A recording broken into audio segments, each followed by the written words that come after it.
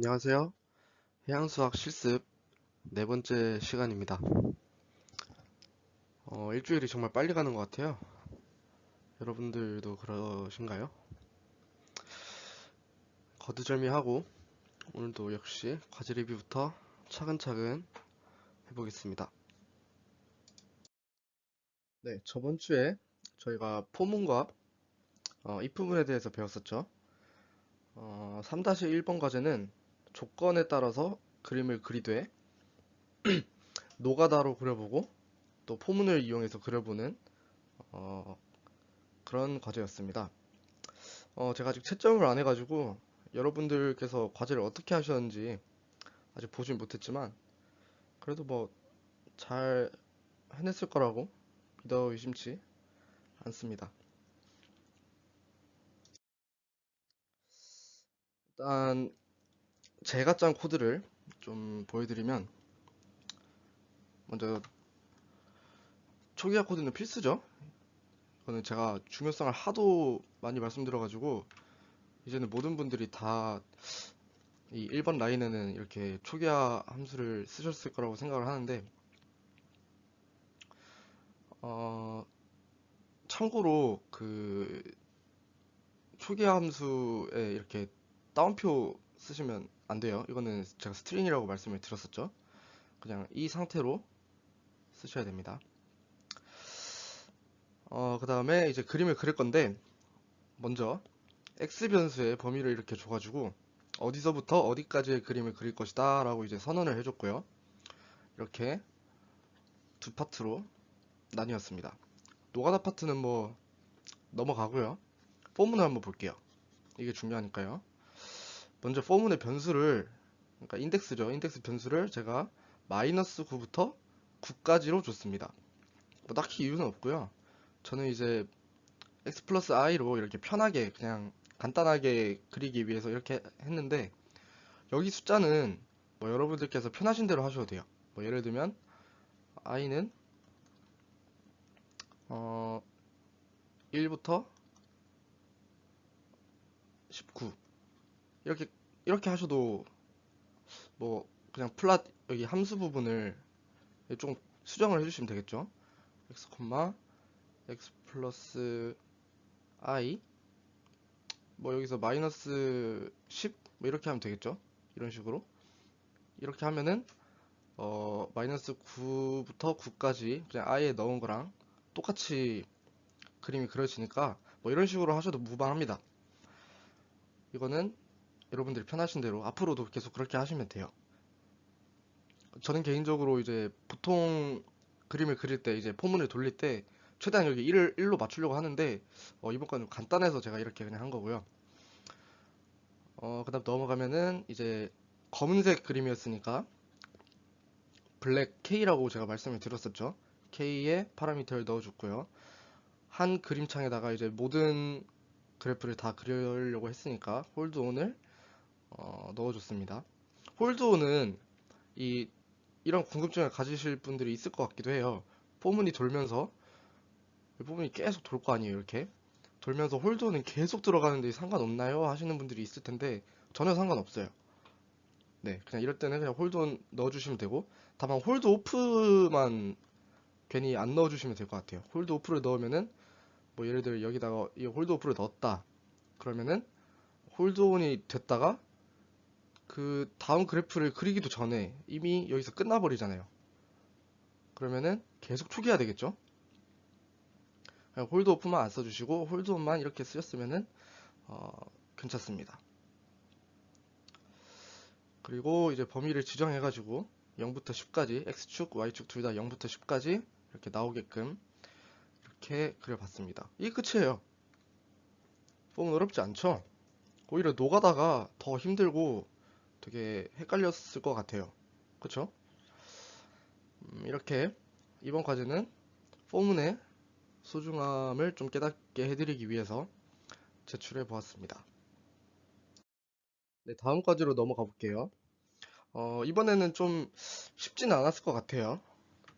포문과 if 부분을 같이 사용하는 제가 과제에 대한 설명, 그 조건에다가 이제 큰 포문 안에 if문을 넣으면 된다라고 말씀을 드렸잖아요. 이거에 유의하셔서 코딩을 하셨으면 뭐 잘하시지 않았을까 이렇게 생각이 됩니다. 어, 제 코드인데요.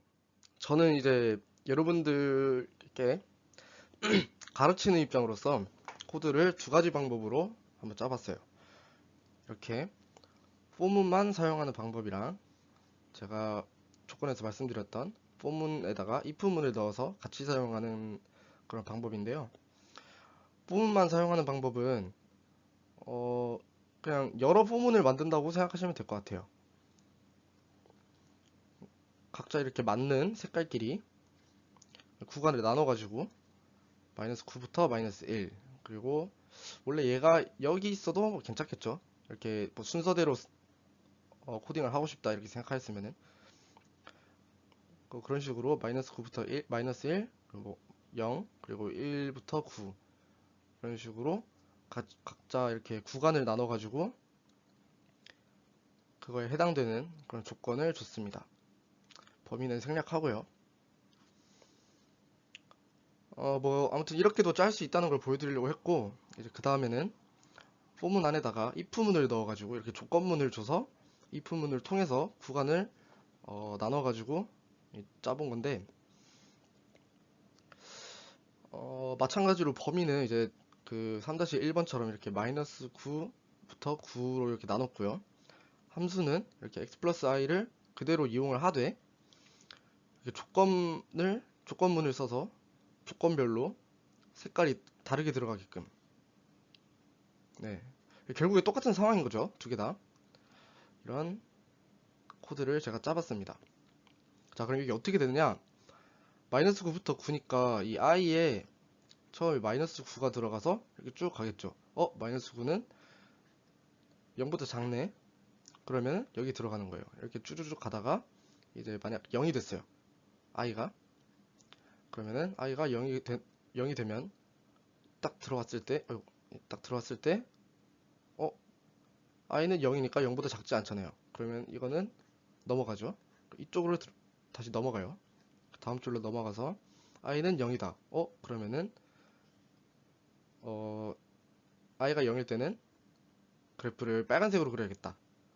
이런 식으로. 그리고 1부터 9까지는 이것도 아니고 이것도 아니니까 더 넘어가서 그러면은 이 둘 다 조건에 해당하지 않는 거니까 else를 사용해서 그냥 나머지는 이렇게 그려라. 그러면은 1부터 9까지만 여기에 해당되겠죠. 다 파란색으로 그려졌을 겁니다.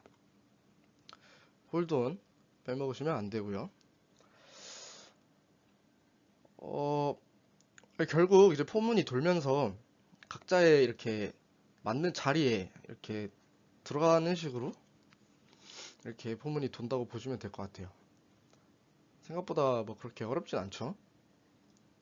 잘 하셨을 거라고 저는 믿고 있겠습니다. 네, 마지막으로 보너스 문제였는데 제가 아까 말씀드렸다시피 과제를 아주 확인을 못 해가지고 얼마나 많은 분들이 이 과제를 했는지 모르겠지만 그래도 제가 과제를 냈으니까 한번 설명을 드려야겠죠. 이게 저번에도 설명을 드렸다시피 10 발사, 9 발사 뭐 이런 식으로 가는 코드였고요. 이게 이제 잘못됐기 때문에 다시 짠 게 이 2번 코드예요. 2번 코드는 원래 저희가 뭐 로켓이나 우주선을 발사할 때처럼 카운트다운을 센 다음에 마지막에 0 하고 나서 발사 이렇게 나오잖아요. 네, 이거의 코드를 한번 알아보도록 하겠습니다. 네, 이 코드인데요. 이게 바로 코드 1이고 이게 코드 2예요. 초기화는 필수고요. 별, 어, 별표. 음, 제가 포문에 대해서 처음에 설명을 드렸을 때, 어, 보통 제가 이렇게 i는 뭐 몇, 땡땡, 몇 이런 식으로 썼는데 이 중간에 간격이 들어가도 된다고 이렇게 강의 노트를 보시면 나와 있을 거예요. 이 간격이 2를 줘도 되고, 뭐 음수를 줘도 되고, 어쨌든 이 간격에 따라서 이 첫 번째 숫자부터 마지막 숫자까지 이렇게 도는 건데요. 이 과제 같은 경우에는 10에서부터 거꾸로 0까지 가는 거기 때문에 저는 마이너스 1을 이렇게 줬습니다. 그러면은 10부터 0까지 마이너스 1의 간격으로 변수가 돌아가겠죠. 그러고 나서는 별거 없어요. 디스플레이 I를 하면은 뭐 10, 9, 8, 7 이런 게 다 나오겠죠. 대신 첫 번째 코드, 잘못 짠 코드는 디스플레이 발사가 포문에 같이 들어가 있었기 때문에 이 포문이 돌 때마다 쉴 새 없이 발사가 디스플레이 된 겁니다.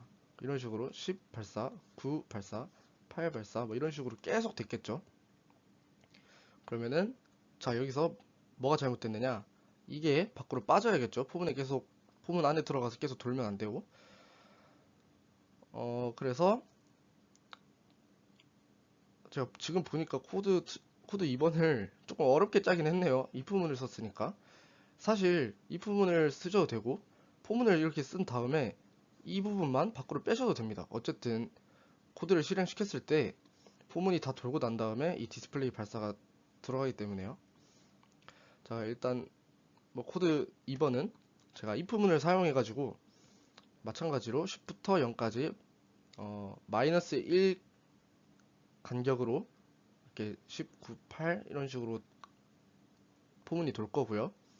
디스플레이 i를 나타내는 거니까 마찬가지로 이렇게 10, 9, 8 쭉쭉쭉쭉 갈 거예요. 대신 i가 만약 0일 때 디스플레이 발사를 추가를 해줬는데요. 이러면 어떻게 되느냐?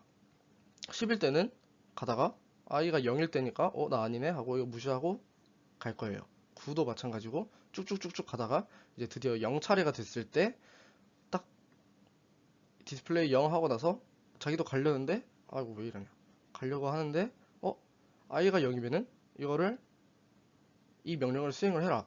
나 0인데 해가지고 이거를 수행을 하는 거죠. 이 명령을. 즉 0일 때만 이렇게 발사가 나오게 됩니다.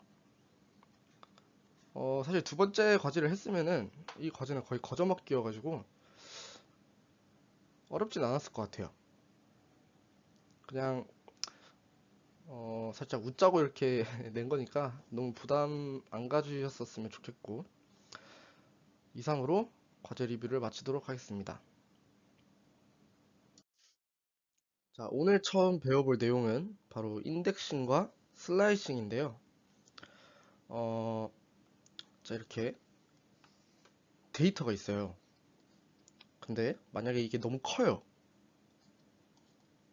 제가 이제 뭐 그림을 그리든 뭘 하든 데이터 처리를 하든 필요한 건 한 이 정도 부분인데 완전 그 생 데이터는 이렇게 너무 커요. 그러면은 이 부분만 뽑아줘야겠죠, 저희가. 이 부분만 뽑아서 이렇게 작은 데이터를 가지고 사용하는 게 훨씬 시간이나 컴퓨터에 부담을 안 줄 거 아니에요. 그럴 때 사용하는 기능입니다. 자, 인덱싱과 슬라이싱 중에 먼저 슬라이싱에 대해서 설명을 해드리자면은 우리 행렬 때 배웠었잖아요. 행렬에 대해 제가 말씀을 드렸었을 때 모든 성분은 각자의 위치가 있다 이렇게 말씀을 드렸던 것 같은데 이걸 그냥 그대로 이용을 한 거예요. 사용하는 방법을 보면 굉장히 간단해요. 이렇게 뭐 A라는 행렬이 있을 때 자, m, n 이거는 저희가 원래 했었던 거죠. n번째 행, n번째 열 n번째 행, 뭐 n번째 열이 있을 때 이 성분이에요. 그쵸? 자, m1 땡땡 m2 n1 땡땡 n2 자, 여기서 조금 헷갈릴 수 있는데 이 땡땡은 제가 뭐라고 했었죠? m1부터 m2까지 이거를 땡땡으로 나타낸다고 말씀을 드렸었잖아요.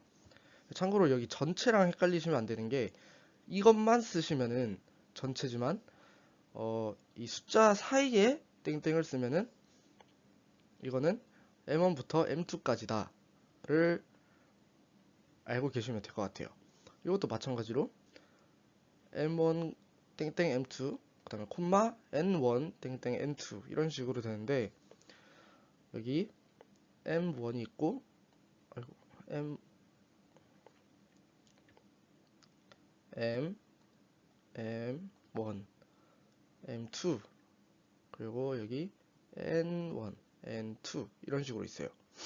그러면은 여기 보시면 M1부터 M2의 행, 그리고 N1부터 N2의 열, 이런 식으로 되어 있잖아요. 이게 무슨 뜻이냐면, 자, M1부터 M2까지 다 잘라요. 이렇게 슝슝 해가지고 이거 다 없애요. 그러면 이만큼 남죠. 그 다음에 N1부터 N2까지를 이렇게 잘라요. 그럼 여기 교집합 있잖아요. 이 부분은 M1부터 M2까지의 행을 가지고 있고, N1부터 N2까지의 열을 가지고 있는 성분들이에요. 그쵸? 그거를 그냥 뜻하는 겁니다. 별거 없어요. 자, M, 땡땡인데요. 땡땡은 제가 전체라고 말씀드렸죠. 이렇게 또 행렬이 있을 때 N번째 행이 있어요. 그러면은 이 처음부터 끝까지 이 모든 성분들을 나타낼 때 이렇게 나타냅니다. 항상 이 콤마를 기준으로 생각을 하셔야 되는데요. 뭐든지 이 콤마 앞에 있으면 무슨 짓을 해도 어쨌든 행에 관한 정보고, 콤마 뒤에 있으면 마찬가지로 무슨 짓을 해도 열에 관한 정보입니다. 아무튼 뭐 이런 식으로 되는데, 마지막을 한번 볼게요. M, N 땡땡 AND예요. 자, 이제 처음 보는 명령어가 나오죠. AND는 여러분들이 다 아시다시피 끝이라는 뜻이에요. 이렇게 행렬이 있을 때 먼저 M, 니까 이제 N번째 행이겠죠. 그리고 N 땡땡 AND예요. 아까 숫자 안에 땡땡이 있으면 여기서부터 여기까지다라고 말씀을 드렸잖아요. 그러면은 일단 여기 N이 있어요. 쭉 N이 있고, AND는 끝이라고 했잖아요. 이 행렬의 끝부분이에요. 여기 제일 끝부분. 그러면은 여기를 거덜내고 여기까지를 이제 나타내는 거죠. N번째 열부터 끝열. 그러면은 결국 이 부분이 나타나겠죠. 제가 나름 이제 좀 쉽게 설명을 해드리고 싶어서 이렇게 했는데, 그래도 이해가 안 가실 수도 있을 것 같아서 제가 예시를 한번 준비해봤습니다. 자, 이제 슬라이싱을 제가 직접 한번 해볼 건데요. 이렇게 1부터 100까지 10개씩 이렇게 나눠져 있는 큰 행렬 A가 있습니다. 여기서 저희가 원하는 부분들만 이렇게 뽑아낼 건데, 자, 6,7, A의 6,7이에요. 6,7은 이제 6번째 행, 그 다음에 7번째 열. 그래서 57이 되겠죠. 되게 쉽죠. 이거는 계속 했었던 거니까. 그 다음에 이제 2땡땡3, 6땡땡9예요. 이건 제가 뭐라고 말씀드렸죠? 2부터 3까지, 그리고 6부터 9까지예요. 그러면은 여기 2부터 3까지 이거 두 개가 해당되겠죠? 그리고 6부터 9까지 이 총 4개가 해당되는 거예요. 그러면 이거의 교집합을 한번 볼까요? 요렇게 되겠죠? 그러면은 이런 식으로 나올 겁니다. 참고로 행렬 안에서 이런 식으로 뽑아내면은 이렇게 일렬로 쭉 리스트로 뽑아주는 게 아니고 그대로 이렇게 행렬로 뽑아줘요. 그러니까 예를 들면은 이 A라는 행렬에서 이렇게 뽑았으면 결과가 나올 때도 이런 식으로 결과가 나옵니다. 이거의 뜻이 16, 17, 18, 19, 26, 27, 28, 29 이런 행렬이잖아요. 이런 식으로 나옵니다. 참고해 주시면 좋을 것 같고요. 자, 이제 땡땡이 나왔어요. 전체란 뜻이었죠. 9번째 행, 그리고 열은 전체니까 그냥 쉽게 9번째 행 전체다. 9번째 행이 어디죠? 여기죠. 그러면은 이 81부터 90까지가 다 들어간다고 보시면 될 것 같아요.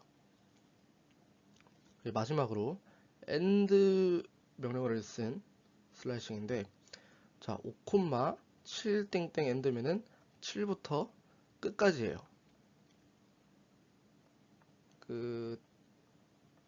끝까지인데,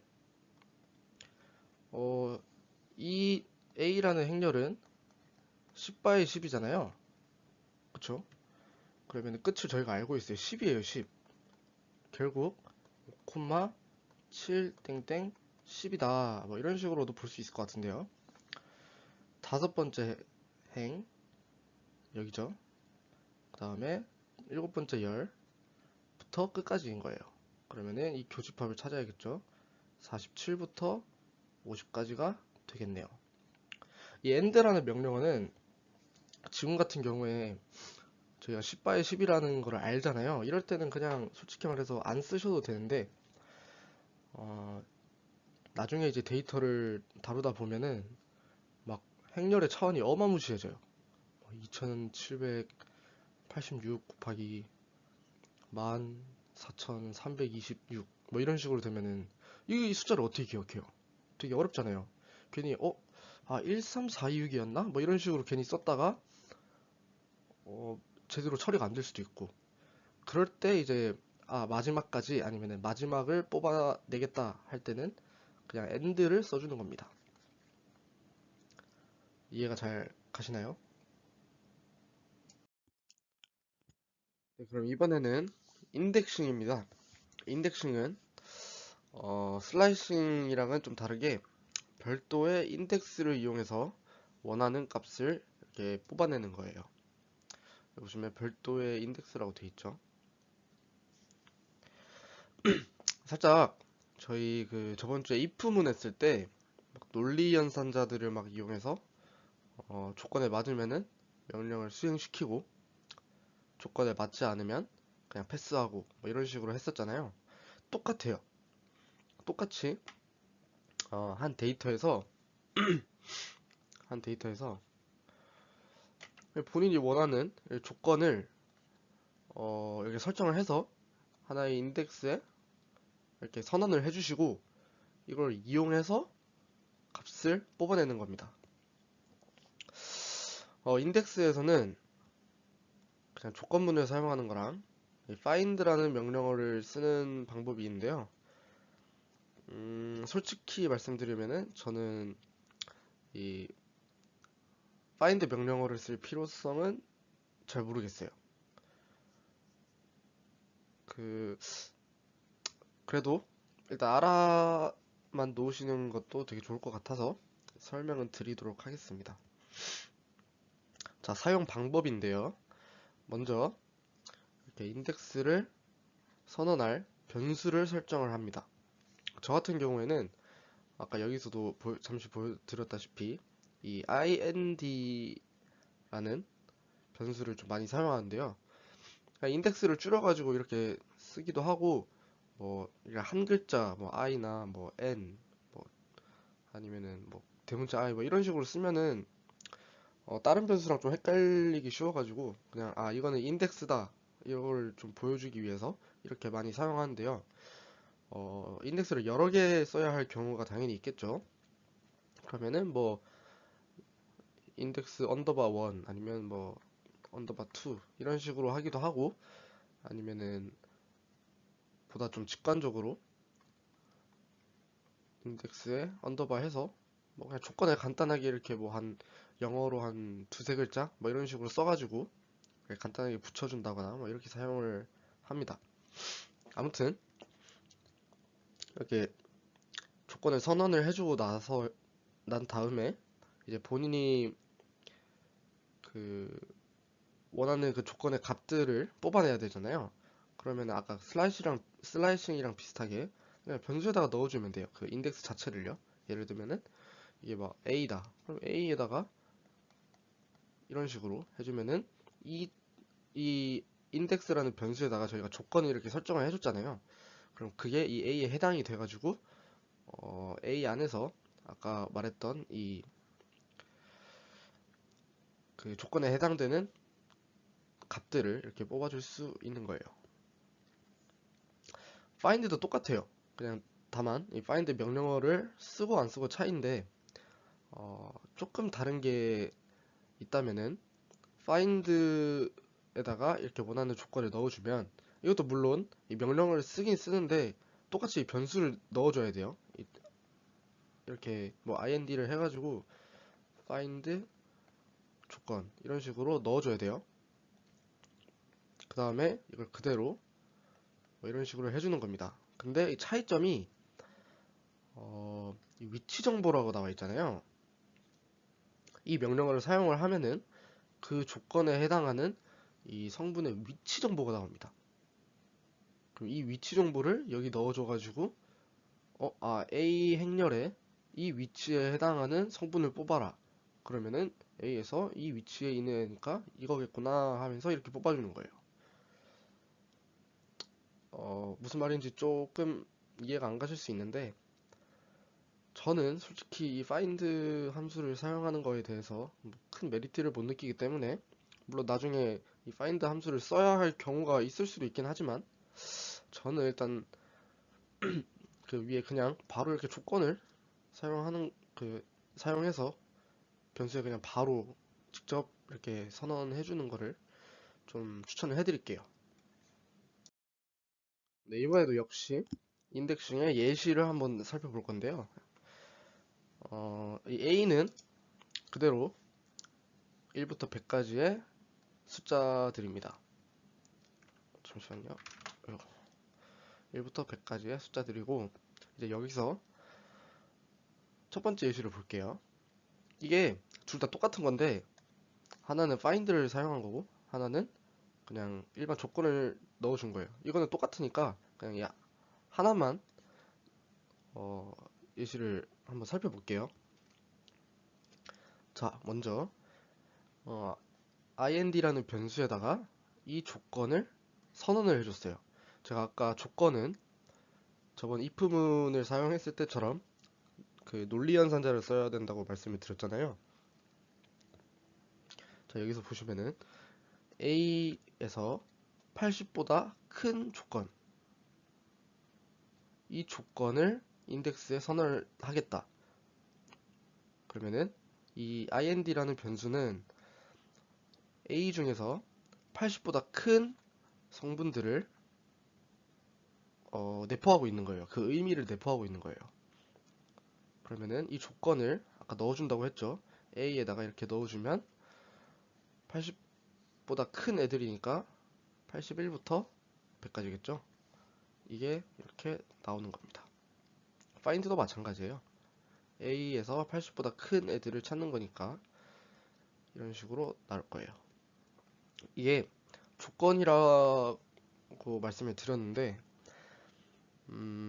이 논리 연산자라는 것 자체가 저번 주에 말씀드렸다시피 이 두 개의 값을 놓고 이 관계를 비교하는 거라 했잖아요. 뭐 이게 같은지 아니면 뭐 하나가 큰지 뭐 이런 식으로 기억나시죠? 네, 이거를 이용해서 조건을 만들어내는 겁니다. 그렇게 어렵지 않아요. 이거 예시 같은 거를 한번 직접 해보시면은 머리에 들어올 것 같아요. 네, 다음 예시를 한번 볼게요. 처음 보는 명령어가 또 나왔습니다. 일단 이거는 명령어 설명부터 해드릴게요. 모드 a, m 이 무엇이냐? 앞에 있는 이 a를 m으로 나눈 나머지를 나타내는 거예요. 즉, 모드 19, 3 하면은 3, 6, 18하고 이제 1이 남죠. 그러면 1이 되는 거예요. 이 몫은 그냥 뭐 버리고요. 나머지만 나타내주는 게 이 모드 함수예요. 쓸 일이 잘 있을지는 모르겠지만 인덱싱 할 때 심심찮게 쓰이거든요. 그 이유를 지금 말씀드릴 텐데 일단 예시를 한번 볼게요. 이것도 역시 바로 조건을 쓰는 이 예시만 보도록 할게요. 자, 인덱스는 모드 a, 20는 0, 는 0. 그럼 이게 무슨 뜻일까요? 이거를 일단 보셔야겠죠. 왜냐면은 이 부분이 여기 들어가는 거니까 이게 조건인 거예요. 는은 같다라는 거잖아요. 앞이랑 뒤랑. 앞이랑 뒤가 같은지 아닌지를 보는 겁니다. 그러면은 A에 있는 성분들 중에서 20으로 나눴을 때 0이 되는 그런 값들이 뭐가 있을까요? 아니죠. 네, 나머지가 0이 되는 값들이 뭐가 있을까요? 뭐 20 나누기 20은 1, 딱 맞아떨어지잖아요. 20, 40, 뭐 60, 80, 100 이렇게 20의 배수들이 나머지가 0이 되겠죠. 뭐 이 정도는 다들 바로 그냥 파악을 하셨겠죠. 다들 똑똑하시니까. 네, 그러니까 이거를 제가 보여드리는 이유가 뭐냐면 이렇게 조건문을 이용해서 그 조건 인덱스를 이용해서 한 숫자의 뭐 배수들을 이렇게 찾아내는 아니면은 뭐 16, 32, 뭐 이런 식으로 배수들을 찾아내는 방법이에요. 근데 이게 생각보다 뭐 자주는 아니지만 가끔씩 심심찮게 쓰인단 말이에요. 그래서 한번 가져와 봤습니다. 이것도 역시 뭐 이런 조건을 줬을 때 이 조건을 인덱스에다가 선언을 하고 A에다가 넣어주시면 이렇게 20부터 100까지 20의 배수들이 나온다는 것을 볼 수 있습니다. 아, 참고로 제가 예시를 이렇게 막 들잖아요. 근데 보통 이제 여러분들한테 편하게 이렇게 가르쳐 드리기 위해서 이렇게 A나 뭐 IND처럼 같은 변수들을 쓸 때가 많아요. 여러 예시에서. 근데 그럴 때마다 여러분들이 이제 같이 따라 하실 거 아니에요? 그때 한번 초기화를 해주고 따라 해주셔야 돼요. 보통은. 뭐 A 같은 경우에는 이제 똑같은 걸 계속 쓰니까 상관이 없을 것 같은데 이 인덱스 이런 거는 그 전에 이미 선언을 해줬는데 지금 또 선언을 하는 거잖아요. 이럴 때는 뭐 물론 덮어 쓰여지겠지만 좀 운이 안 좋으면은 이게 뭐라 해야 되지? 그 충돌이 일어날 수도 있어가지고 한 번씩 뭐 초기화를 해준 다음에 이 뭐야 실습 예시 같은 거를 따라 해주셨으면 좋겠어요. 그러면 넘어가 보도록 하겠습니다. 자, 드디어 데이터를 읽는 방법에 대해서 이제 나올 겁니다. 여러분들이 지금까지 매트랩을 배운 이유가 바로 이 데이터들을 읽고 처리하고 또 뭐 해석하고 이런 것들을 하기 위해서 그 초석을 다진 거라고 볼 수 있을 것 같아요. 어떻게 보면 이 데이터를 이렇게 만지는 게 매트랩에서 사용하는 좀 궁극적인 목표라고 보시면 될 것 같은데요. 중요한 게 나오니까 또 정신 한번 차리시고 졸고 계셨다면은 기지개 한번 피시고 냉수 한 잔 드시고 난 다음에 잘 들어주시길 바랍니다. 데이터를 읽는다면서 폴더를 왜 갑자기 또 보여주느냐? 어, 여기 보시면은 이 페이지 자체가 어디서 많이 본 어, 슬라이드죠. 이제 여러분들께 제가 앞으로 데이터를 드리거나 아니면 여러분들께서 직접 다운을 받으시거나 아무튼 이렇게 매트랩으로 읽고 처리해야 할 뭐 그런 데이터들이 이렇게 생길 거예요. 근데 이거를 중구난방식으로 폴더에 막 때려 박아 넣으면은 코드가 안 돌아가요. 그래서 제가 첫 수업 때 이 폴더 정리의 중요성을 그렇게 강조를 했던 거고 제가 직접 폴더 트리를 만들어서 드린 이유입니다.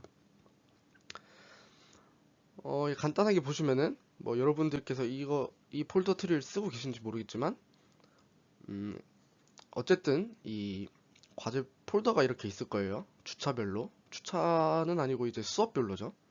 뭐 첫 번째 과제, 두 번째 과제 이런 식으로 어, 과제를 이렇게 모아둔 다음에 이거를 압축해서 저한테 보내드릴 텐데 자, 그러면은 이번에는 이 과제 폴더에 대해서 한번 살펴볼게요. 여러분들의 폴더를 들어가 보면은 과제 폴더에 이런 식으로 수업별로 이렇게 정리가 돼 있을 거예요. 그 중에서 이제 2번부터 데이터가 들어가니까 2번 폴더를 한번 보자면은 여러분들은 항상 이 코드나 아니면 그림 이런 식으로 이렇게 내 가지고 저한테 제출을 하셨을 텐데, 이 폴더를 이렇게 압축해서 저한테 보내셨을 텐데, 이제 데이터가 들어가기 때문에 이 폴더 안에다가 이런 식으로 데이터 폴더를 하나 더 만드시길 바랄게요. 이번에는 아마 이 폴더 자체를 제가 압축을 해서 드릴 것 같은데, 이번에는 그냥 압축을 푼 상태로 이렇게 넣으시면 되고, 다음부터 뭐 데이터를 직접 다운받거나 하실 때마다 이런 식으로 이렇게 폴더를 만드셔서 그 주차의 과제 폴더 안에 이렇게 넣어 주시길 바라겠습니다.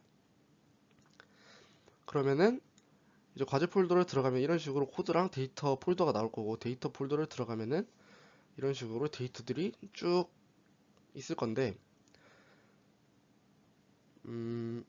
이걸 왜 이런 식으로 정리를 해야 되는지 이제 말씀을 드릴게요.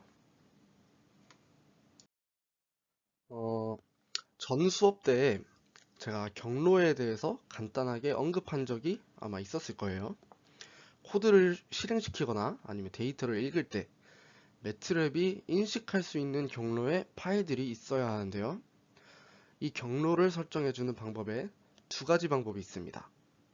바로 절대 경로와 상대 경로인데요. 절대 경로는 폴더나 파일에 이제 폴더나 파일이 가지고 있는 고유한 경로로서 본인의 PC에서, 여러분들의 PC에서 이 파일만을 나타내는 유일한 경로라고 보시면 돼요. 반면에 상대 경로는 현재 폴더를 기준으로 놓고 상대적으로 특정한 파일이 이제 어디에 있는지를 찾으면서 이렇게 사용하는 경로인데요. 절대 경로는 딱 봤을 때, 직관적으로, 여기 있구나. 이 파일이나 폴더가 여기에 위치하는구나 라는 것을 이렇게 볼 수 있는 반면에, 이 파일을 다른 PC에서 사용한다거나 아니면은 다른 폴더로 그 파일을 옮기는 순간 완전히 무쓸모가 됩니다. 대신 상대 경로는 이 파일이 어디에 있든, 뭐 다른 폴더에 있든 다른 PC에 있든 다른 뭐 USB나 하드디스크 같은 다른 저장 장치에 있든 어디서든 똑같이 적용되기 때문에 다른 곳에서도 이제 마음껏 사용을 할 수 있게 돼요. 이렇게 설명을 하면은 잘 모르시겠죠? 너무 간단하게 설명을 드린 것 같아서 좀 자세하게 예시를 통해서 보여드리도록 하겠습니다. 네, 절대 경로의 예시를 한번 보면서 정확히 뭔지 좀 알아볼 텐데요. 자, 먼저 어떠한 폴더 안에 이 variables라는 맷 파일이 이렇게 있습니다. 얘가 어디에 있는지 알아보기 위해서 절대 경로를 사용할 건데, 일단 이거는, 이 박스는요, 그 윈도우 탐색기 다들 아시죠? 그냥 뭐 문서 클릭하거나 뜨면은 나오는 그런 보편적인 기능인데, 거기서 이, 이 부분이 있잖아요. 여러분들 아마 지금 해보시면서 볼 수 있을 텐데, 이 부분에 클릭을 하면은 이렇게 파란색으로 쭉 이게 막 다 떠요. 이 모든 경로들이. 그거를 복사해서 붙여넣은 게 바로 이건데요. 이게 바로 절대 경로예요. 이런 식으로 직관적으로 C 드라이브에 users라는 폴더 안에, 슬라이드라는 폴더 안에, 데스크탑 폴더 안에, 뭐 쭉쭉쭉 폴더 안에, 폴더 안에, 폴더 안에, 폴더 안에, 폴더 안에, 폴더 안에 이 파일이 있다. 이런 식으로 이 절대적 경로를 그냥 다 쭉 나열해 준 게 바로 절대 경로예요. 당연히 이 경로에 이 파일은 하나밖에 없겠죠. 여러분들이 이제 뭐 문서 작업 같은 거 하실 때 같은 경로 안에, 같은 폴더 안에 똑같은 이름의 파일을 두 개를 넣을 수 없잖아요. 하나는 무조건 이름을 바꿔줘야 되죠. 그 이유가 이 절대 경로로 따지면은 이게 원래 유일한 고유한 경로를 나타내야 되는데 두 개가 있으면 안 되기 때문이에요. 이 맷 파일을 한번 읽어볼 건데 절대 경로를 읽으면 어떻게 되냐? 로드 저번에 다 배웠죠? 로드에서 그냥 이 맷 파일을 넣어주시면 되는데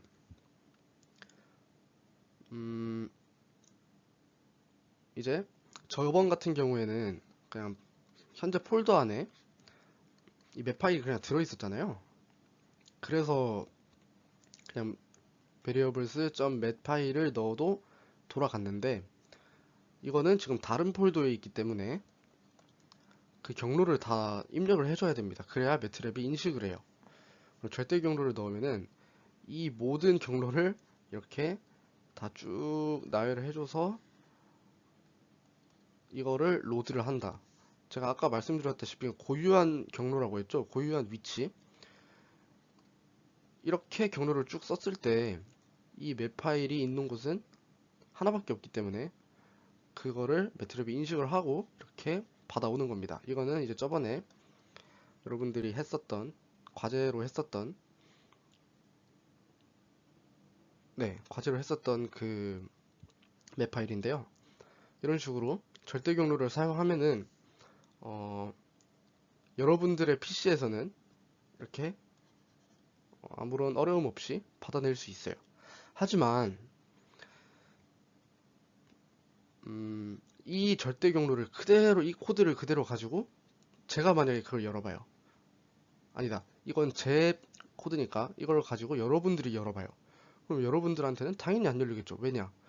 C 드라이브에 유저스에 뭐 여기까지는 보통 공통이니까 그렇다고 쳐요. 근데 이런 폴더 없잖아요. 이런 폴더 없고 이런 폴더 없고 뭐 이런 폴더 없잖아요. 그럼 매트랩이 인식을 못하는 거죠. 그거에 경로가 없다. 아니 경로가 없는데 어떻게 찾으라는 거냐. 이런 식으로 에러가 뜬단 말이에요. 그래서 사용하는 게 이제 상대 경로입니다. 상대 경로는 본인이 현재 가지고 있는 그 파일에 현재 폴더, 이 현재 폴더를 기준으로 놓고 그 해당 파일이나 폴더가 어디에 있는지를 이렇게 찾아내는 거라고 말씀드렸잖아요.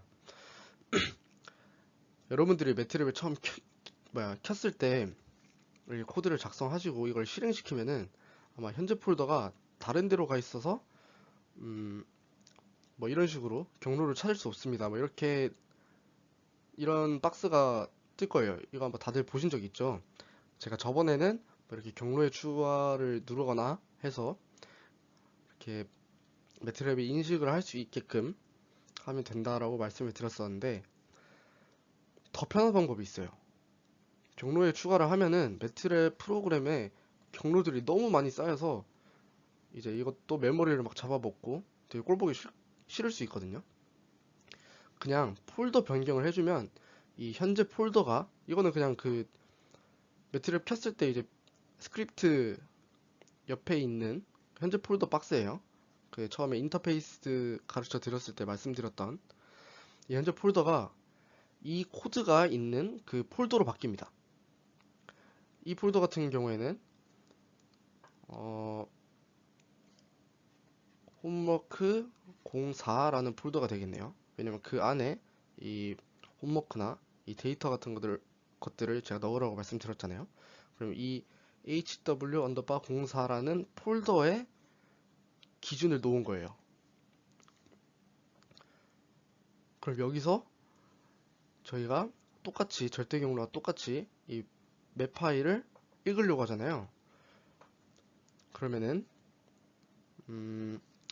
이 폴더를 기준으로 여기보다 더 큰 폴더가 있을 거고 여기보다 더 작은 폴더가 있을 거예요. 여기가 기준이에요. 그러면은 이 기준을 놓고 문을 하나씩 열어보는 거예요. 예를 들면은 이 폴더의 바깥에 A라는 파일이 있다. 그러면은 바깥 문을 열어야겠죠? 바깥 문을 열고 더 큰 폴더로 들어가서 이 A 파일을 찾거나 아니면 지금 같은 경우에 이 HW04라는 폴더 안에 HW 공사 데이터라는 폴더가 따로 있잖아요. 이렇게 그 안에 이 맵 파일이 들어가 있는 게 보이시죠? 그럼 어떻게 해야 되냐? 안쪽 문을 열어야겠죠? 이 폴더, 이게 똑같은 폴더예요. HW04. 그 폴더 안에 HW04 데이터라는 폴더를 들어가서 이 안에 있는 베리어블 맷 파일 이거를 찾아야 되는 거예요. 이걸 어떻게 하느냐? 제가 아까 이 현재 폴더를 기준으로 그 경로를 작성한다 했잖아요. 로드를 일단 해요. 이거는 똑같고 이 땡땡 해서 이제 경로랑 파일을 나타내 주는 것도 똑같은데 본인이 이제 첫 시작은 이 스타트는 이 현재 폴더라고 생각을 하시면 돼요. 이 HW04 폴더. 그러면은 여기서 쭉 봤을 때 이 폴더의 문을 열어야겠다. 그러면은 이 폴더를 그대로 이렇게 넣어줍니다. 보이시죠? 그 다음에 이 원 표시 있잖아요. 백스페이스 밑에 있는 이 버튼 이거를 누르시면은 이게 이 슬래시의 역할을 하거든요. 이 경로를 나타낼 때 보통 이 원 표시나 이 슬래시 표시를 써요. 이렇게 슬래시가 있으면은 이 폴더 안에 라는 뜻이에요. 그러니까 여기에 뭐 A가 있다 그러면은 이 폴더 안에 A 파일 뭐 이런 식으로 나타내는 거죠. 여기도 마찬가지로 이 폴더 안에 이 파일이 있기 때문에 이렇게 시작했을 때 이 폴더의 문을 열었죠.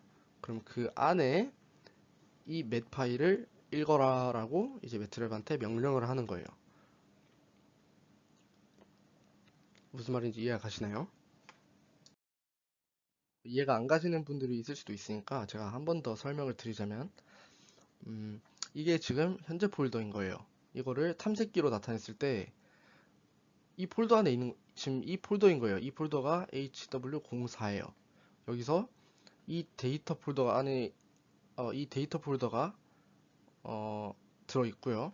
여기 안에 이 맷 파일이 들어 있는데 그러면은 여기를 기준해서 여기 여러분들이 이렇게 계시고요. 여기를 들어가셔서 이거를 찾아내는 거예요. 여기 들어가면은 여러분들이 여기 있겠죠? 여기서 이렇게 찾아내는 거예요.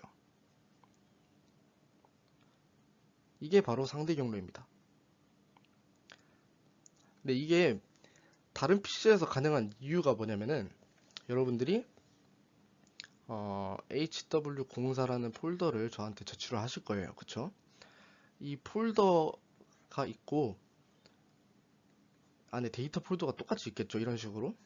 그럼 여기서 제가 코드를 실행을 시켜요. 그러면 당연히 경로를 추가를 해줘야겠죠. 근데 경로를 추가하는 방법이 경로의 추가 버튼을 누를 수도 있고 폴더 변경을 할 수도 있다고 했잖아요. 폴더 변경을 하면은 제 컴퓨터에도 똑같이 이런 식으로 현재 폴더에 여러분들이 보내주신 폴더가 이렇게 뜰 겁니다. 그렇겠죠? 왜냐면은 이거는 제가 예시 파일이기 때문에 이렇게 썼는데 뭐 예를 들면은 HW0401 파일이라고 쳤을 때 과제가 있어요. 여러분들의 과제 코드가 이거를 실행시키려면은 제가 이 현재 폴더에 들어와야지 여기 있네 이거를 끄집어내서 읽을 거 아니에요. 그쵸? 근데 여기서 이 코드를 기준으로 문을 하나 열고 들어가서 이걸 찾아라. 폴더를 이 전체를 여러분들이 저한테 보내주셨기 때문에 저도 똑같이 이 폴더 트리가 그대로 있는 거예요. 그러면은 나도 문을 열고 찾으면 되겠네? 그런 식으로 돌아가는 거예요. 여러분 그 아까 제가 설명드렸던 절대 경로는 여러분들이 가지고 있는 뭐 이런 폴더들이나 계정 이름들 이게 저랑 맞지 않기 때문에 저한테는 해당이 안 되는데 이거는 상대적인 위치를 찾는 것이기 때문에 음, 여러분들의 PC에서도 가능하고 제 PC에서도 이제 코드를 읽을 수 있다는 거죠.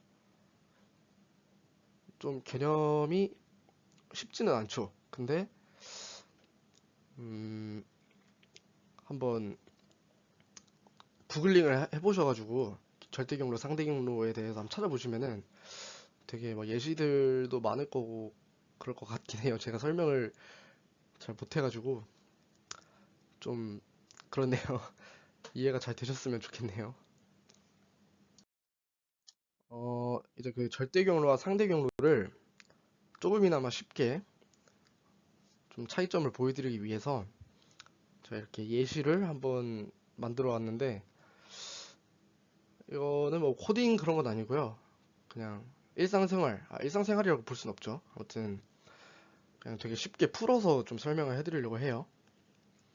어, 여기 보시면은 공황도둑이 있죠. 루피 공황도둑. 이 도둑 1이 있고 도둑 2가 있어요. 얘네들 다른 사람이에요. 얘는 1이고 얘는 2인데, 이제 대장한테 뭐 보스한테 이 지령이 떨어졌어요. 어, 어디 아파트 집에 들어가서 TV를 훔쳐와라, 이런 지령이 떨어졌는데, 이 보스가 절대 경로로 설명을 해주는 것과 상대 경로로 설명을 해주는 거에 대해서 제가 좀 설명을 드려볼게요. 일단 먼저 도둑 1이랑 도둑 2는 각각 201호와 301호에 와 있습니다. 둘 다 이제 뭐 작은 방의 창문을 통해서 여기 작은 방에는 들어와 있는 상태이고요. 이제 둘 다 이 거실에 TV를 가지고 와야 되는데, 201호, 301호 이 같은 아파트에 바로 위층, 아래층이어서 집 구조는 이렇게 똑같아요. 보이시죠? 그리고 이제 절대 경로로 한번 설명을 해볼게요. 땡땡 아파트 201호의 거실에 있는 TV를 훔쳐와. 그러면은 얘는 땡땡 아파트 201호에 들어왔으니까 거실로 가면 되겠다. 그럼 이제 거실로 가겠죠. 얘가 거실로 와가지고 TV가 있으니까 이걸 훔쳤으니까 훔치면 되니까 얘는 미션을 성공했어요. 하지만 이 친구를 볼까요? 얘는 301호에 와 있는데 땡땡 아파트 201호의 거실에 있는 TV를 훔쳐와 라고 했잖아요. 그럼 얘는 난 301호에 와 있는데, 그러면 이 거실까지 가지도 못해요. 왜냐면 여기서 이미 멘탈이 나가거든요. 자기는 301호에 와 있는데 201호의 거실에 있는 TV를 훔쳐와, 이렇게 정확하게 딱딱 절대적인 경로를 말해줬으니까요. 그럼 얘한테는 어떻게 해야 되느냐? 땡땡 아파트 301호에 있는 거실에 있는 TV를 훔쳐와, 이렇게 말을 해줘야겠죠. 그러면은 얘도 301호, 난 301호에 와 있으니까 거실에 있는 TV를 훔쳐오면 되겠다, 이렇게 이해를 할 수 있는 거예요. 매트랩도 마찬가지예요. 여러분들이 경로에 있는 그 파일을 이제 읽었잖아요. 근데 이 코드를 그대로 가져오면은 저는 못 읽어요. 이 도둑 2처럼 되는 거죠. 그러면은 어떻게 해야 되냐? 제가 그거를 고치거나 아니면 여러분들이 고쳐야 되는데, 여러분들은 제 컴퓨터의 폴더를 모르잖아요. 그럼 제가 결국 고쳐야 된단 말이에요. 그런 수고를 덜기 위해서 이제 이 상대 경로가 있는 겁니다. 자, 상대 경로는 무엇이냐? 둘 다 똑같이 이렇게 말해주는 거예요. 방문을 열고 나가서 부엌을 지나면 거실이 나오는데 거기에 있는 TV를 훔쳐와. 그럼 얘는 똑같이 방문을 열고 나가서 부엌이 있네? 그럼 부엌을 지나면 되겠네? 나가서 거실이 나왔다. 여기 TV가 있네? 나이스. 미션 성공. 도둑이도 마찬가지로 방문을 열고 나가서 부엌이 나오네? 나도 그러면은 거실로 가야지. TV가 있다. 그럼 얘도 이제 미션을 성공을 하는 거죠. 근데 이게 예시가 어, 나름 괜찮은 게 뭐냐면은, 그 제가 폴더 트리를 이렇게 줬잖아요. 제가 무조건 이 폴더 안에 이 폴더를 만들어서 코드는 여기 넣고 데이터는 여기 넣고 이렇게 말씀을 드렸잖아요. 그게 통일을 한 이유가 이런 식으로 이제 여러분들 모두한테 같은 이런 집 구조를 드린 거예요. 그러면은 모든 사람들한테 이런 식으로 이렇게 상대적인 경로로 말씀을 드려도 다 똑같이 미션에 성공할 수 있겠죠. 저도 마찬가지고. 다 똑같은 폴더 트리이기 때문에 여러분들이 뭐 코드에다가 이렇게 뭐 그 폴더를 들어가서 이걸 찾아라, 아니면 폴더를 나가서 뭐 다른 폴더에 들어간 다음에 이 파일을 찾아라, 이런 식으로 코드를 작성을 하셔도 제가 볼 수 있는 겁니다. 아마 조금이나마 이해가 좀 되셨을 거라고 믿고 싶네요. 이렇게 하면은 이제 음, 절대 경로와 상대 경로의 좀 차이가 되는 거고요. 그래서 이렇게 폴더의 통일성이 굉장히 중요하다. 제가 그래서 폴더 트리를 드린 거다 라고 말씀드릴 수 있을 것 같아요. 네, 그럼 데이터가 어디 있는지도 알아봤으니까 본격적으로 데이터를 한번 읽어볼 텐데요. 먼저 텍스트 파일을 한번 읽어볼 거예요. 텍스트 파일은 쉽게 말해서 그냥 여러분들 그 메모장 있잖아요. 그 컴퓨터에 있는 메모장, 그걸로 읽을 수 있는 그런 데이터라고 보시면 될 것 같은데요. 같은 메모장 아이콘이 있어도 파일 유형이 좀 여러 개가 있어요. 이렇게 보시면은 뭐 txt, 이게 제일 일반적으로 사용하는 텍스트 파일이고요. csv라고 comma separated value라는 파일이 있는데, 이거는 각 데이터들이라고 해야 되나? 그게 이렇게 콤마로 분리된다, 뭐 그런 파일이에요. 파일 유형의 이름인데, 어쨌든 이렇게 전부 메모장으로 열리면 다 그냥 하나의 텍스트 파일이라고 보셔도 무방할 것 같아요. 자, 그러면 여러분들 열어보셨겠지만 이게 제가 드린 데이터인데요. 2020년 한 해 동안 저기 인천의 조이 관측소에서 그 국립해양조사원 거거든요. 기관이 국립해양조사원인데, 여러분들도 이제 그냥 들어가서 로그인만 하시면은, 회원가입하셔서 로그인만 하시면은 전국에 있는 관측소의 데이터들을 쉽게 얻을 수 있어요. 그냥 다운만 받으면 되는데, 아무튼 이게 인천조위 관측소라는 곳에서 2020년 동안 관측된 그런 데이터들이거든요. 근데 이게 원래는 조금 보기 힘들게 돼 있고, 막 간격도 막 되게 짧아요. 막 1분씩 있어가지고 데이터가 엄청 길단 말이에요. 막 여기 메모장으로 키시면은 이 스크롤이 엄청 조그매요. 그 정도로 엄청 길다는 거죠. 그래서 여러분들께 이제 좀 조금이나마 다루기 쉽게 제가 좀 가공을 해가지고 이렇게 하루 간격으로 넣고, 뒤에 막 다른 여러 데이터들 다 빼고 그냥 조위, 수온, 염분 이것만 이렇게 이쁘게 다듬어가지고 드리는 점 좀 참고해 주셨으면 좋겠고요. 자, 그럼 여러분 다 같이 파일을 이렇게 한번 열어볼까요? 그러면 이런 식으로 나올 겁니다. 여기 쭉 나올 텐데, 이거를 보는 방법을 제가 좀 간단하게 설명을 드릴게요. 제일 먼저 이 위는 헤더라인이라고 하는 거예요. 이제 데이터에 대한 설명을 나타내는 건데, 원래는 이 헤더라인이 되게 길어요. 막 위치, 뭐 인천 조위 관측소, 경도, 위도, 뭐 관측 기간, 뭐 이런 식으로 되게 막 엄청 그 설명들이 많거든요. 근데 제가 그거는 다 제가 없앴고요. 이렇게 이 데이터가 뭘 나타내는지만 간단하게 관측 시간, 조위, 수온, 염분 이런 식으로 나타나게 어, 드렸어요. 제가 이게 CSV 파일이라고 말씀드렸잖아요. 이 컴마로 분리된다. 이게 무슨 뜻이냐면은 이 관측 시간이라는 단어가 있고 여기 컴마가 있어요. 여기도 조위 다음에 컴마가 있고 컴마. 이 밑에도 보시면은 제가 여기 필기를 한다고 잘 안 보일 텐데, 여기 보시면은 여기도 컴마가 있고, 아이고, 컴마가 있고, 여기도 컴마가 있고, 여기도 컴마가 있어요. 즉, 이 컴마를 기준으로 이게 분리가 된다는 거예요. 관측 시간, 오케이. 조위, 오케이. 수온, 오케이. 염분. 그러면 밑에도 똑같이 4개가 나오겠죠. 관측 시간, 오케이. 그럼 458.19 이게 좁이고 5.71 이거는 수온이다. 32.44는 염분이다. 이런 식으로 콤마를 통해서 데이터들을 각각 분류한 겁니다. 이게 엑셀 파일처럼 이렇게 막 셀로 들어가 있는 게 아니고 메모장에는 그런 기능이 없잖아요. 완전히 그냥 백지잖아요.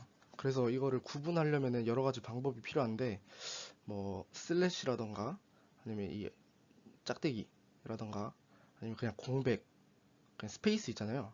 또는 탭도 있어요. 탭이 조금 더 긴 공백이잖아요. 이거는 어, 그러니까 스페이스가 있어도 이걸 분류하는 거라고 생각을 안 하고 무조건 탭이 있어야 다음 데이터 이런 식으로 넘어갈 수 있는 뭐 그런 게 있습니다. 이거를 이런 뭐 탭, 뭐 슬래시, 콤마 이런 것들을 델리미터라고 부르는데요.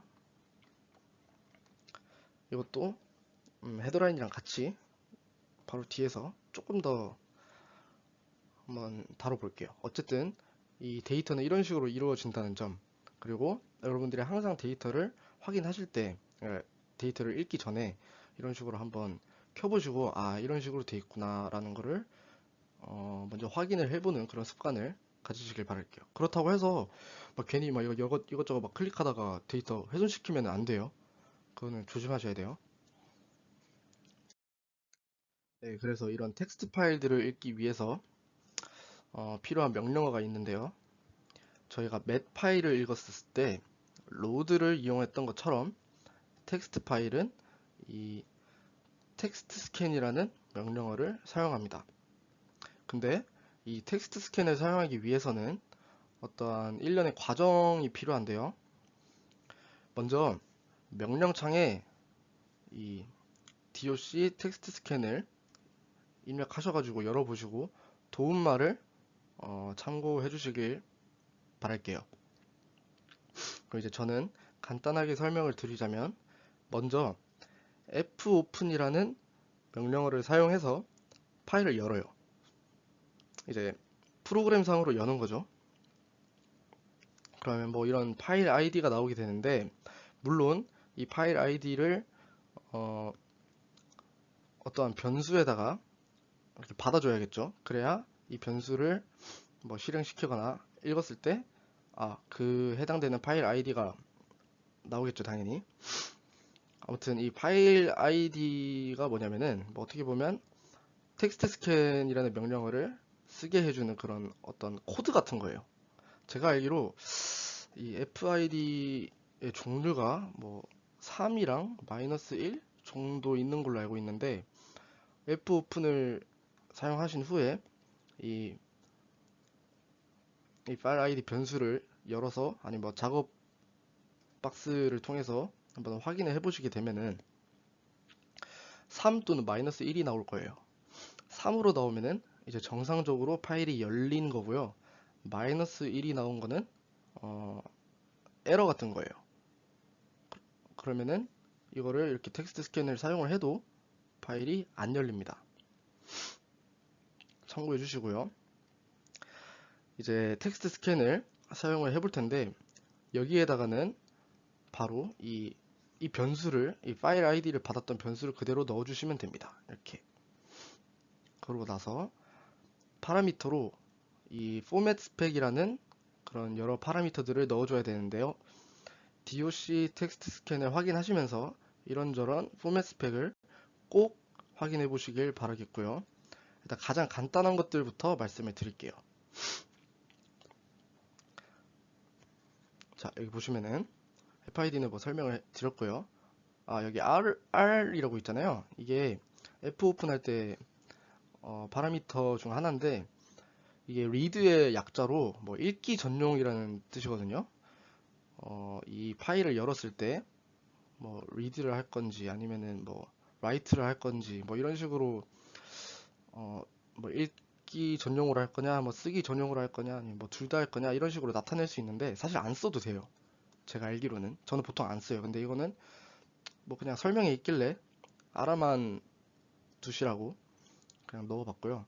이거는 제가 알기로는 이거 안 써도 돼요. 저도 원래 잘 안 썼던 것 같아요. 아무튼 그렇게 넘어가자면은 다음에 나오는 게 조금 복잡하게 생겼죠. 이게 무슨 뜻이냐? 이거는 일단 예시를 먼저 볼게요. 여기까지는 제가 설명드렸으니까 이해를 하시죠? 이 FID라는 폴더에다가 이 인천 조이 관측소 1월달 이 데이터죠. 1월달 데이터를 이제 읽은 겁니다. 참고로 CSV 파일이니까 무조건 CSV로 명령어를 그 파일을 써줘야 돼요. 확장자를. 아무튼 이렇게 fopen으로 이 파일을 열었을 때 FID는 제가 3이 나오는 걸 확인을 했고요. 이 FID 변수를 그대로 여기다가 입력을 해주는 겁니다. 그 다음에 이제 포맷 스펙에 대해서 그 설정을 여러 개 해줘야 되는데요. 일단 이렇게 나누고요. 제가 방금 말씀드렸던 이 퍼센트 이거에 대해서 설명을 해드릴게요. 이게 뭐 주석 처리도 아니고 갑자기 퍼센트가 이렇게 나왔어요. 이게 무슨 뜻이냐? 이 데이터를 보시면 이 데이터를 이제 읽을 건데 어떤 형식으로 읽을 거냐를 나타내 주는 겁니다. 저번에 배웠던 여러 데이터들의 종류들 기억하시나요? 뭐 스트링이나 플로트나 뭐 이런 게 있었는데 이 %s는 스트링을 뜻하고요. %f는 플로트을 뜻하는 거예요. 플로트이 뭐냐면은 숫자. 그 중에서도 뭐 실수예요, 실수. 허수가 아닌 실수. 그냥 모든 그냥 숫자라고 보시면 될 것 같아요. 모든 데이터들이 허수로 나오진 않으니까 이 실수를 나타내는 거고 여기 보시면은 제가 CSV가 이렇게 콤마로 나눠지는 거라 했잖아요. 이렇게 나눠 보면은 먼저 이 관측 시간을 한번 볼게요. 관측 시간을 매트랩한테 주고 이게 숫자다라고 하면은 매트랩이 이 중간에 이 짝대기가 들어있는데 어떻게 숫자냐? 이건 숫자 아니다 하고 에러가 뜰 거예요. 그래서 보통 이런 관측 시간 같은 경우에는 스트링으로 받아주고요. 나머지 저희가 다룰 데이터들은 관측 값이기 때문에 보통 이렇게 숫자로 많이 나올 거예요. 거의 99%는 숫자로 나올 가능성이 있어요. 그래서 이제 실수인 플롯을 이용해 가지고 이렇게 받아주는 겁니다. 지금 여기 보시면은 관측 시간, 조위, 수온, 염분이 총 이렇게 네 가지의 데이터가 있잖아요. 그래서 저는 네 가지를 이렇게 넣어준 거예요.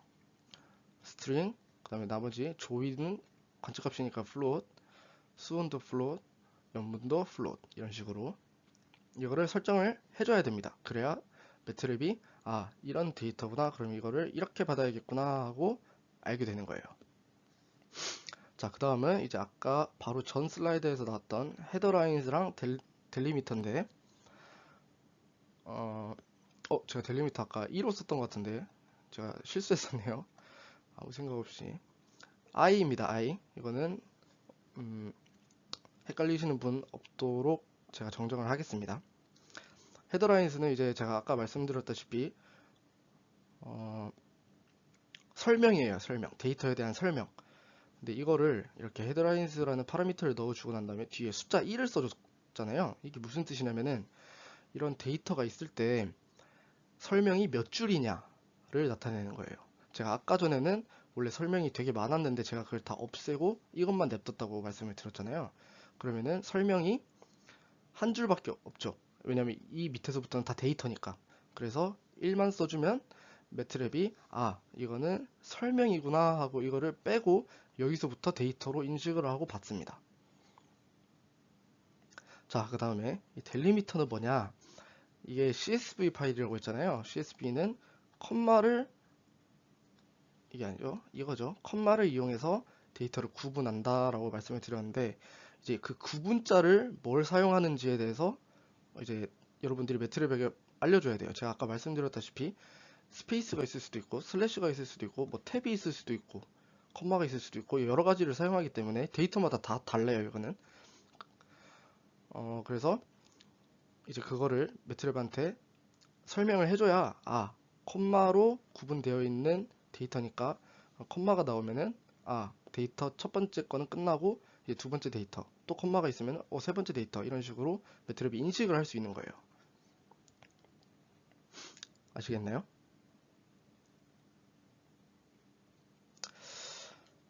이렇게 보통 그 포맷 스펙은 뭐 이런 특이한 케이스가 아니고는 보통 이렇게 짝으로 이루어져 있어요. 왜냐면은 이 파라미터를 입력을 해주고 이것도 어떻게 보면 명령어니까요. 명령어를 입력해주고 그거에 대한 값 조정 이것도 명령어 그 다음에 값 이런 식으로 이루어지는데 제가 데이터를 읽기 전에 꼭 한번 열어보고 직접 확인해 보라고 한 이유가 바로 이겁니다. 그래야 본인이 직접 보고 깜짝이야. 갑자기 시리가 대답을 하네요. 깜짝이야. 어디까지 했죠? 이 데이터를 읽고 나서 이제 이 포맷 스펙들을 어떻게 조정할 수 있을지 여러분들이 직접 확인을 하셔야 되기 때문에 데이터를 받고 난 다음에 한번 열어서 꼭 확인을 해 보시길 바랍니다.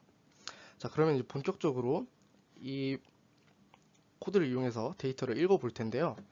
처음에 데이터를 읽어서 이 데이터라는 변수에 넣었어요. 그러면은 이 메모장에 있었던 CSV 파일의 데이터들이 다 이 데이터 안에 들어가는 거예요. 이 변수에 입력이 되는 거예요. 그럼 이 데이터를 한번 명령창에다가 입력을 해보시면은 이렇게 1 곱하기 4 셀 배열로 나올 건데 바로 뒷 슬라이드에서 좀 더 자세하게 설명을 드리도록 하겠습니다. 네, 데이터를 한번 읽어보면은 이런 식으로 나온다고 제가 말씀을 드렸죠.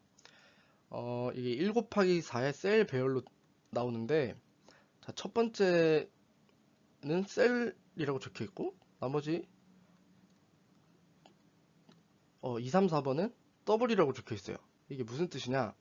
더블은 이제 그 전 강의 노트를 보시면 아시겠지만 이것도 숫자라는 뜻이에요. 그러니까 이거는 숫자 형식으로 돼 있는 데이터다라는 거를 말해주는 거고요. 여기 같은 경우에는 저희가 스트링으로 받았잖아요. 아까 이거는 이 짝대기들은 매트랩이 숫자로 인식을 못하기 때문에 스트링으로 받았고 그렇기 때문에 이렇게 셀 형식으로 나오는 겁니다. 만약 이런 식으로 여러분들이 해봤을 때 이런 식으로 나왔으면은 성공을 하신 거예요. 그러면은 이게 어떻게 들어가느냐? 셀이 제가 저번에 간단하게 설명을 드렸는데 모든 행렬이랑 다르게 모든 형식의 데이터를 넣을 수 있다고 말씀드렸잖아요. 이 데이터를 작업 공간에서 한번 보시면 이게 이렇게 얼핏 보면 셀처럼 이렇게 들어가 있는데 여기 각각 이런 식으로 들어가 있어요. 이 안에 하나의 행렬이 들어가 있고 여기도 하나의 행렬 뭐 이런 식으로 들어가 있는 거예요. 그러면 이 행렬들을 각각 따로 이제 알맞는 변수명을 이렇게 입력을 하셔가지고 할당을 해줘야 되는데요. 일단 먼저 첫 번째 거 관측 시간이잖아요. 저는 이제 date라는 변수명에다가 이 부분을 넣은 거예요. 근데 여기서 셀 형식은 행렬과 다르게 중괄호를 사용하셔야 됩니다. 아까 인덱싱 전에 이제 막 슬라이싱 했을 때나 뭐 전에 행렬 성분 이렇게 뽑아낼 때 저희가 이렇게 뭐 행렬 A가 있다고 치면은 괄호를 많이 썼잖아요. 근데 셀은 이 중괄호를 사용합니다. 중괄호를 사용하는 방법도 그냥 행렬처럼 몇 행 몇 열에 있는 거를 이제 이렇게 넣어주시면 되는데 지금 같은 경우에는 1 곱하기 4 거의 그냥 벡터 느낌이잖아요. 그래서 그냥 데이터 1을 넣어주면은 이 첫 번째가 들어가고요. 2, 3, 4 이런 식으로 이렇게 나타낼 수 있는 거예요. 그럼 데이터 중괄호 1은 이 첫 번째 셀이겠죠? 이 31 곱하기 1셀 관측 시간 그래서 데이터로 넣어줬고 조이는 이제 두 번째로 들어가겠죠. 그래서 이것도 뭐 여러분들이 변수명 알아서 지정을 해주셔도 되는데 저는 그냥 C레벨로 했어요. 편하게 그냥 제가 보기 편하게. 이거는 뭐 여러분들이 임의로 A, B, C, D로 하셔도 되고요. 뭐 아니면 그냥 D1, D2 뭐 이런 식으로 하셔도 되고 그냥 아무 상관없습니다. 그냥 이거는 제가 좀 자주 쓰는 변수명이라서 이렇게 해준 거예요.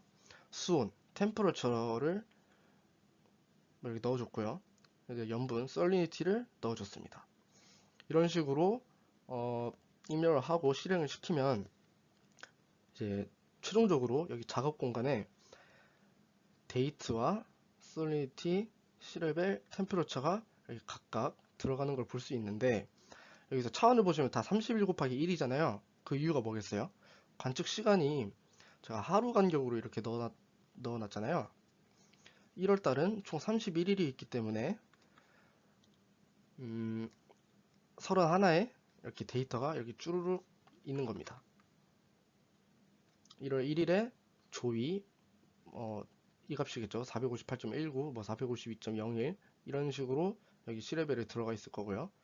수온은 뭐 5.71 뭐 이런 식으로 들어가 있을 거고. 그래서 결국 여러분들이 여기까지 하셨으면은 이 완전 생 데이터에서 변수로 이렇게 따로따로 데이터를 만들어낸 겁니다. 만들고 이렇게 소유할 수 있게 된 거죠. 그러면 이제 이걸 이용해서 그림을 그릴 수가 있는데요. 이게 과제이기 때문에 과제를 설명을 드리면서 조금 더 자세하게 설명을 드리도록 하겠습니다. 일단 오늘 수업은 개념적인 부분은 여기서 마치도록 하겠습니다. 자, 일단 홈워크 시간이 됐는데요. 4-1번이에요. 4-1번은 처음에 제가 개념 설명을 드렸던 슬라이싱과 인덱싱을 하는 코드를 작성하시면 되는데, 일단 먼저 A라는 행렬을 만든 다음에 이 1번, 2번, 3번, 이거 설마 무슨 뜻인지 모르시는 분들 없겠죠. 1번은 15, 25, 35, 45, 55, 2번은 77부터 100, 3번은 11, 22, 33, 44부터 99까지예요. 이거를 인덱싱하는 코드를 작성하시면 되는데, 변수명에다가 이렇게 넣어 주실 거 아니에요. 변수에다가 는 해가지고 뭐 예를 들면 A에 뭐 어떤 조건을 줘서 이렇게 인덱싱을 해서 넣어 주실 거 아니에요. 그 변수명을 var 1번 아니면 var 2번, var 3번 이런 식으로 해주시면 되고, 이 변수를 뭐 맵 파일로 저장하실 필요는 없어요. 그냥 이 변수가 포함되어 있는 코드만 저한테 주시면 되고, 코드 파일 이름은 언제나 그랬듯이 hw0401로 작성을 해주시면 됩니다. 뭐 여러분들이 보시기 편하게 하시려면은 뭐 저번에 말씀드렸던 그 구역 나누기를 해서 뭐 1번은 여기다가 뭐 2번은 여기다가 뭐 이렇게 하셔도 되는데, 뭐 그러실 필요도 없고요. 그냥 이 변수들이 각자 구분만 되게 해주시면 될 것 같아요. 쉽죠? 네, 두 번째 과제는 이제 제가 들었던 데이터를 이용해서 한번 그림을 그려 볼 텐데요. 처음에는 이거 전체를 읽는 코드를 짜라고 할까 하다가 이거는 너무 오바인 것 같아서 이 중에서 하나만 골라서 짜시면 되는데요. 총 12개월이 있죠. 그 중에서 본인의 생일이 포함되어 있는 달의 데이터를 읽으시면 됩니다. 저 같은 경우에는 8월 16일이 생일이기 때문에 네, 이 데이터만 읽으면 되겠네요. 이 데이터를 아까 읽었을 때 뭐 데이트, C레벨, 템퍼러처, 솔리니티 뭐 이런 식으로 4개의 변수가 나왔잖아요. 이 데이터를 이용해서 조위, 수온, 염분 그림을 하나의 피규어에 그리시면 돼요. 서브플랫은 제가 가르쳐 드렸죠. 그러면은 뭐 이런 피규어가 있을 때 여기 하나, 뭐 여기 하나, 여기 하나 뭐 이런 식으로 되겠네요. 이거를 그리실 때 여러분들이 데이터를 가지고 직접 플롯을 해본 적이 없으니까 제가 간단하게 설명을 해드리자면은, 원래는 이제 x와 y가 플롯이라고 했을 때요, x와 y가 1대1 대응이 돼야 된다고 말씀을 드렸었잖아요. 지금 같은 경우에는 밑은 보통 시계열이니까 데이트를 써야 하는데, 지금 같은 경우에는 데이트를 사용할 수 없어요. 왜냐? 저희가 스트링으로 받았기 때문에 이거를 그림으로 그리기 위해서는 어떠한 과정이 필요하거든요. 이거를 실제 데이트 형식으로, 데이트 타임이라는 뭐 그런 형식이 있는데, 그런 형식으로 바꿔줘야 하는 과정이 필요한데, 여러분들은 그걸 아직 안 배웠으니까 그냥 뭐 시레벨, 템퍼레처, 설리니티 이 변수만 가지고 그리시면 돼요. 이거는 뭐 별거 아니고 플랫에 그냥 이 각각 변수만 이렇게 넣어주면은 되게 좀 이상하게 나올 수도 있지만 그림이 나오긴 나오거든요. 뭐 이런 식으로 나올 거예요. 그것만 그려주시면 되고, 음, 뭐 그래프 꾸미는 거는 그냥 점수에는 넣지 않겠습니다만, 여러분들이 원하시면 그냥 마음껏 꾸미셔도 될 것 같아요. 코드 파일 이름은 H0402, 그림 파일 이름은 H0402, 뭐 이런 식으로 해주시면 되는데, 여러분들 궁금증이 생길 거예요. 이 코드 파일이 자꾸 바뀌는 것 같은데 라고 생각하실 수 있는데, 지금 계속 찾아보고 있어요. 어떤 게 제일 보기 좋을지.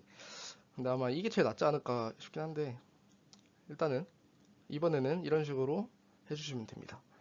참고로 이 그림 그릴 때 프린트도 넣어주셔야 돼요. 프린트 명령어 해서 이렇게 그리는 거 있잖아요. 그거 꼭 넣어주셔야 돼요. 저번에 보니까 안 넣어주신 분들이 좀 있던데, 제가 F 이렇게 실행을 눌렀을 때 제 눈으로 이 그림이 저장되는 걸 보고 그 저장된 그림을 볼 겁니다. 아시겠죠? 그리고 뭐 이거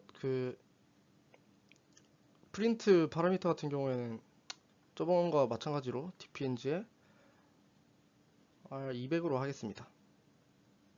뭐 무슨 말인지 다 아시겠죠? 그러면은 이제 이 그림에 대한 예시를 한번 보여드리고 수업은 마무리하도록 할게요. 잠시만요. 네, 이게 제가 뭐 그냥 대충 그려본 그림인데, 뭐 이렇게까지 바라지 않습니다. 이거는 제가 안 가르쳐 드린 부분이 좀 있어가지고, 여러분들이 뭐 찾아서 하신다면은 전 언제나 환영이지만, 이렇게까지 안 하셔도 되고, 아까 말씀드렸다시피 그냥 이게 보이게만 해주시면 될 것 같아요. 그리고 어, 그건 해주세요. 이 타이틀과 타이틀도 뭐 변수로 하실 필요도 없고 그냥 스트링으로 그냥 이렇게 쓰셔도 되니까 타이틀 써주시고, 왜냐면 제가 몇 월인지는 알아야 되잖아요. 그 다음에 이거 이 Y라벨에다가 각각 무슨 데이터인지만 좀 적어주시면 감사할 것 같아요.